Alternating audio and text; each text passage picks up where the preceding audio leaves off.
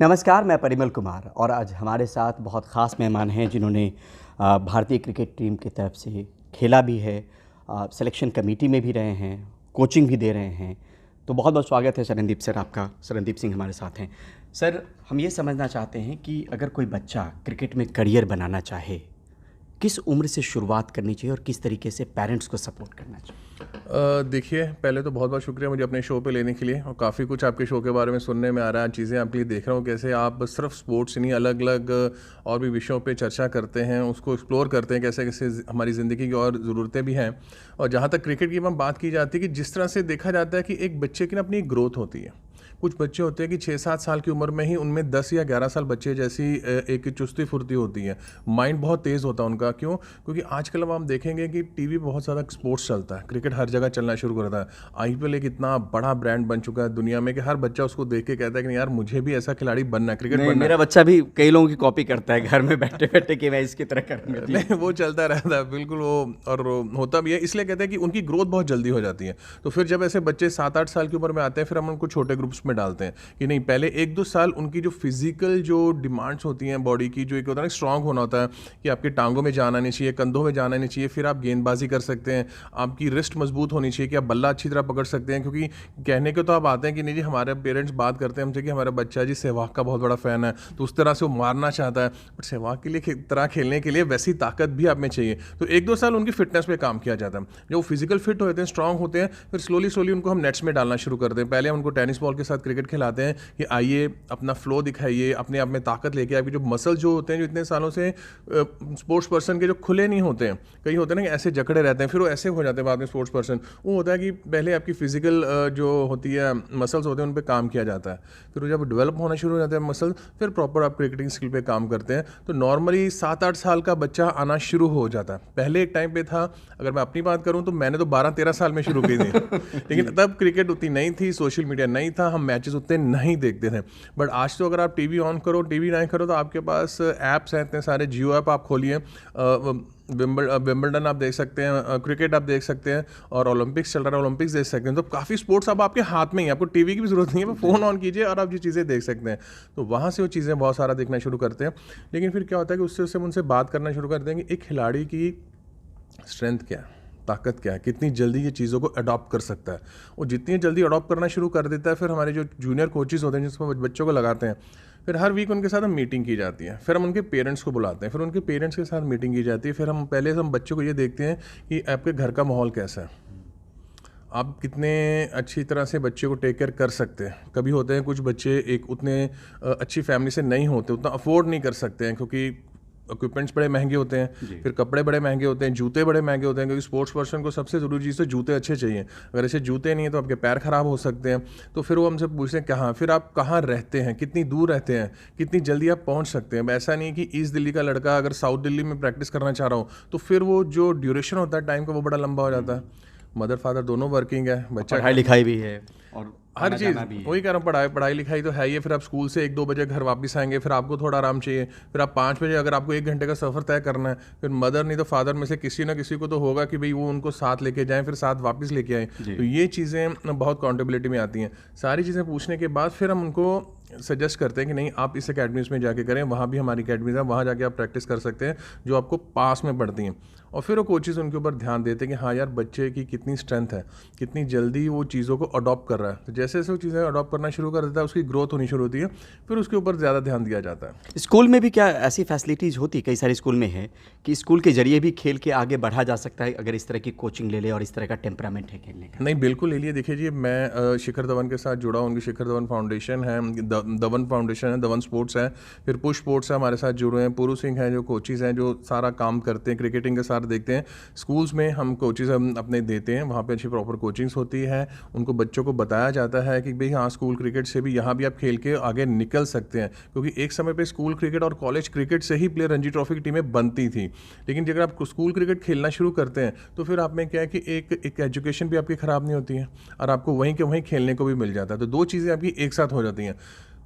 Academies में आना वो होता है कि जब 8, 9, 10 साल के हो गए फिर आप आते हैं कि हाँ या अब मुझे एक एज ग्रुप खेलना है, मुझे अंडर 14 खेलना है या मुझे अंडर 16 खेलना है, फिर उसके लिए आपको फिर एकेडमीज़ में आना ही पड़ता है। फिर आपको एक बेटर कोचिंग की ज़रूरत पड़ती है, जहाँ पे एक फर्स्ट क्लास क्रिकेटर्स होते हैं जिनकी एकेडमीज चलती होती हैं, वो आपको कोचिंग कर रहे होते हैं, फिर वो आपको एक डिफरेंट तरीके से तैयार करना शुरू करते हैं। तो जैसे जैसे आपकी ग्रोथ बढ़ती जाती है, आपको डिफरेंट कोचेस मिलने शुरू होते हैं, फिर वो एकेडमीज़ का रोल प्ले होता है। बट स्कूल क्रिकेट का रोल जो है वो बहुत बड़ी चीज़ होती है, क्योंकि एजुकेशन के साथ अगर आप क्रिकेट स्पोर्ट्स को खेल रहे हैं तो बहुत इंपॉर्टेंट है। एक टाइम पे था कि एजुकेशन ना भी हो, जैसे मेरे जैसे कि यार चलो खेल रहा है, पढ़ाई उतनी नहीं भी कर रहे हैं, लेकिन आजकल क्या है कि जो गेम है वो बहुत माइंड से खेली जा रही है। आपको अच्छा एजुकेट होना बहुत ज़रूरी है। अब जितनी अच्छी एजुकेशन होगी उतनी जल्दी आप गेम को रीड कर लेते हैं, और जितनी जल्दी आप गेम को रीड करते हैं आपकी इंप्रूवमेंट बाकियों से बहुत ज़्यादा बेहतर होनी शुरू हो जाती है। नहीं तो मैं जब खेल रहा था मैंने अनिल कुंबले को देखा, अनिल भाई को, वो इंजीनियर है, जयवेगल श्रीनाथ थे, राहुल द्रविड़ थे, कितने ऐसे प्लेयर्स हमारे साथ आए जो कि अच्छे एजुकेटेड थे, वो गेम को बहुत अच्छी तरह रीड करते थे और बड़ी अच्छी सियानी बातें करते थे, जिससे कि हमें बड़ा फ़र्क पड़ा। नहीं तो हम फॉरेनर कोचेज़ को लेके आते थे कि यार क्या किया, फॉरेनर कोचेज़ को लाना है, क्योंकि इसलिए कि उनसे काफ़ी चीज़ें सीखने को मिलती थी। जैसे जैसे वो सीखने को मिला, टाइम चेंज हो गया, तो फिर हमारे पास दुनिया के बेस्ट प्लेयर्स राहुल द्रविड़, जितना अच्छा उन्होंने करके दिया, जो एजुकेशन उन्होंने अपने हिस्से की क्रिकेट को दी है, तो देखिए भारतीय टीम कहाँ नंबर 1 पे खड़ी है। पिछले जो उनका जो टर्म रहा है, टेन्योर रहा है, कितनी खूबसूरती से रहा है कि राहुल द्रविड़ जैसा आदमी 174 टेस्ट मैच, दुनिया का लेजेंड, अब वही अपना एक्सपीरियंस आपको आके बांट रहा है। तो ये चीज़ें बहुत ज़्यादा फ़र्क करती हैं क्रिकेटिंग करियर्स में। सर ये भी समझ आते हैं, खिलाड़ियों की बात की, सिलेक्शन कमेटी में भी थे आप बीसीसीआई के, आपके समय में कौन कौन लोग आए सर जो इस दौर के बच्चे समझ पाए?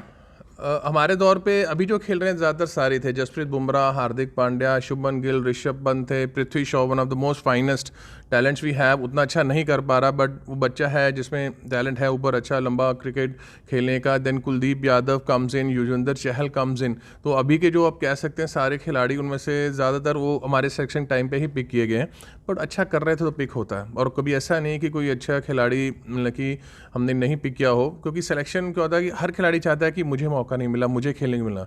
तो कभी कभी आपको कुछ ऐसे टफ कॉल्स भी लेने पड़ते हैं सिलेक्शन कमेटी में, कि उतना आसान नहीं रहता, क्योंकि सबको लगता है कि यार कि मुझे क्यों नहीं लिया, खेलना तो सबको ही है, बट सेलेक्ट 15 ही होते हैं सिर्फ। जी। एक चीज़ और समझना चाहते हैं सर, अगर पैसों की बात करें, कोई अगर ये समझना चाहे शो के ज़रिए कि अगर वो संपन्न हैं तो कितने पैसे अमूमन कोचिंग पे खर्च हो जाते हैं महीने में, एक ऑन एन एवरेज, एक बीच में अगर कहें, और क्या कोई अगर गरीब बच्चा है तो क्या आप लोग की शिखर धवन जो फाउंडेशन है, धवन स्पोर्ट्स है, उसके ज़रिए क्या उनको सपोर्ट भी मिलता है?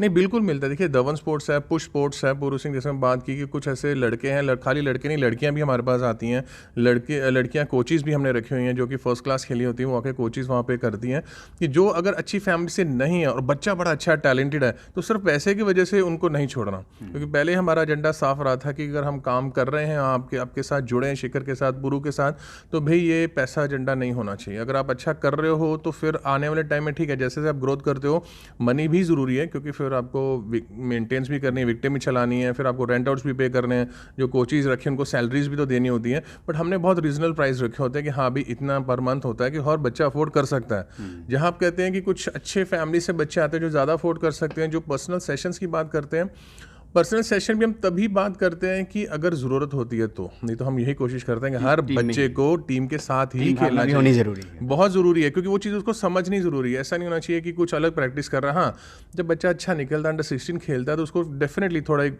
बाकियों से अलग प्रैक्टिस दी जाती है, क्योंकि वो एक अलग लेवल पर निकल रहा होता है। क्योंकि 10-50 बच्चों में एक बच्चा होता है जो अलग दिख रहा होता है, कि अलग निकल रहा होता है, वो अलग प्रैक्टिस करता है। नहीं तो नॉर्मली ज़्यादातर हर बच्चा ग्रुप में ही प्रैक्टिस करता है, किसी को अलग नहीं करते, क्योंकि अगर ग्रुप में रहेगा तो वो चीज़ों को सीखेगा जल्दी रह के। सिर्फ ऐसा नहीं, क्योंकि ये टीम गेम है। अब ये गोल्फ या टेनिस तो है नहीं कि एक ही अकेला खेल रहा है, भाई यहाँ तो 11 तेरे साथ खेल रहे हैं और सारे एक साथ ही परफॉर्म कर रहे हैं। ये नहीं कि आपने अच्छा परफॉर्म किया तो बाकी ने नहीं किया, नहीं, अगर आप जीते हो तो सब जीते हैं, हारे तो सब हारते हैं। तो ये चीज़ें सीखनी बहुत ज़रूरी हैं, और जैसे बच्चे ये चीज़ें सीखना शुरू करते हैं, एक लाइफ में मैच्योरिटी आती है। ज़रूरी नहीं कि आप किसी भी स्पोर्ट, क्रिकेट नहीं, किसी भी स्पोर्ट्स वर्ल्ड में अगर आप बेहतर नहीं भी कर सके, अगर उस देश के लिए नहीं भी खेल सके, बट एक आप अच्छे इंसान बन जाते हैं, आप में वो प्रोफेशनलिज्म आ जाता है। आप कोई और भी लाइन चुनते हैं तो आप उन चीज़ों को बड़ी अच्छी बेहतरी से समझ सकते हैं, क्योंकि स्पोर्ट्स खेलना बहुत ज़रूरी है, क्योंकि वो एक फिजिकल आपकी एक्टिविटी होती है, मेंटली बहुत स्ट्रांग होते हो, क्योंकि वही आप एक उम्र से वो प्रेशर हैंडल कर करके जब आप एक लेवल पे पहुंचते हैं तो आपको पता चलता है कि नहीं यार, हाँ मैं तो ये प्रेशर हैंडल कर आ सकूँ।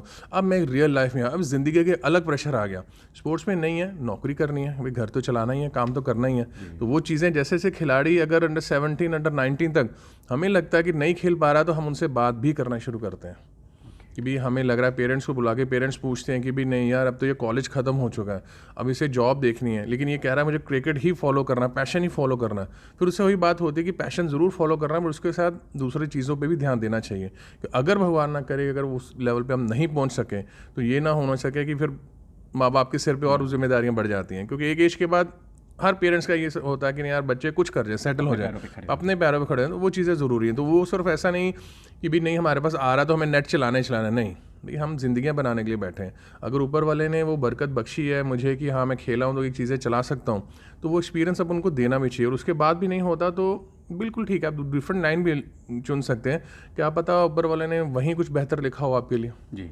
किडोक्रेसी के प्लेटफॉर्म पे शरणदीप सर का आना बहुत बड़ी कामयाबी है हम लोगों के लिए, क्योंकि जिस कद के ये खिलाड़ी रहे हैं, हमारा शुरुआती चैनल है, लेकिन उन्होंने वक्त निकाला, उसके लिए बहुत बहुत शुक्रिया सर। एक चीज़ और समझना चाहते हैं कि हमारी एकेडमी कहाँ पे होगी, अगर लोग समझना चाहें? गूगल तो कर सकते हैं, लेकिन फिर भी अगर आप बताना चाहें। नहीं, दिल्ली में है हमारी जीडी को इनका पब्लिक स्कूल में, वसंत कुंज में है, हौस खास में है, लक्ष्मण पब्लिक स्कूल में है, आपकी बाल भारती स्कूल में है हमारी अपनी, हमने गुड़गांव में सुशांत यूनिवर्सिटी है वो हमारे पास है, वहाँ पे हमारी अकेडमीज़ हैं। गुड़गांव में 2-3 जगह पे अकेडमीज़ चलती हैं, तो आप कभी भी किसी को आना हो तो वो मोस्ट वेलकम कभी भी। और हमारे आप सोशल मीडिया साइट पे जाएंगे, पुश स्पोर्ट्स पे जाएंगे, धवन स्पोर्ट्स पे, तो आपको फ़ोन नंबर्स मिलते हैं। आप इंस्टाग्राम पे जाएंगे तो रेगुलरली पोस्ट होती रहती हैं कि कब हम कैंप्स लग रहे हैं, वहाँ पे इंक्वायरी नंबर्स दिए हुए हैं कि आप इनको इंक्वायरी करके फ़ोन करके एडमिशन्स के लिए आप कभी भी आ सकते हैं। You are most welcome. और ऐसा नहीं है कि कोई अगर कोई अच्छा बच्चा है, अगर अच्छा कर सकता है तो हम लोग उसको पूरा सपोर्ट करते हैं। तो प्लीज़ अपने ड्रीम्स को ज़रूर फॉलो करें, क्योंकि ज़िंदगी में एक मौका मिलता है और उस मौके को छोड़िएगा मत। बहुत बहुत शुक्रिया सर बात करने के लिए। किडोक्रेसी के इस प्लेटफॉर्म पे इस तरह की कहानियाँ हम और लेकर आते रहेंगे, इस तरह के वीडियोज़ हम और लेकर आते रहें। तो हमारे साथ बने रहिए, देखते रहिए, लोगों को दिखाते रहिए। बहुत बहुत शुक्रिया, बहुत बहुत धन्यवाद, नमस्कार।